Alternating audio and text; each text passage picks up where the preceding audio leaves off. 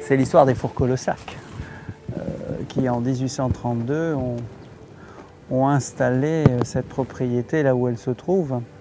Et jusqu'en 1998, lui ont donné toutes ses lettres de noblesse.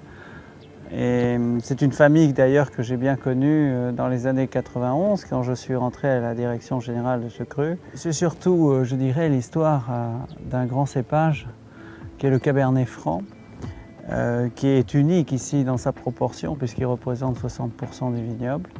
Je dirais même, on ne pourrait peut-être pas parler de Cabernet Franc, mais plutôt de Bouschet, qui est le vieux nom de ce cépage, et qui donne toute l'originalité à Cheval Blanc et qui en fait un vin extrêmement atypique, extrêmement élégant, puissant. Enfin, ce Cabernet Franc invite vraiment le Merlot à voyager ici. C'est un petit peu la définition que je pourrais donner de ce vin.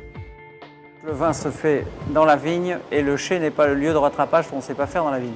Quand on travaille avec des vins aussi fins, aussi élégants, aussi délicats, l'investissement déjà en bois neuf est quelque chose où il faut être extrêmement prudent. Généralement, la sélection Cheval Blanc peut avoir 100% de bois neuf sur 4 ou 5 tonneliers.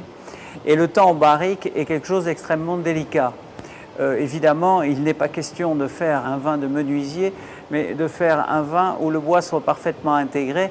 Et surtout, ce qui nous importe le plus, c'est la qualité du fruit et la fraîcheur du fruit.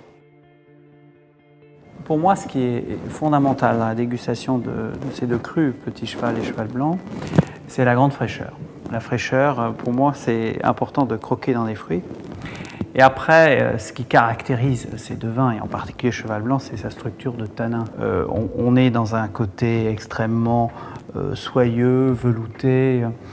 Souvent, je dis que dans un grand millésime de Cheval Blanc, j'ai la texture tactile d'un cachemire. Et je trouve que la définition du cachemire pour un grand vin comme celui-là, c'est l'élégance qui s'inscrit dans la durée.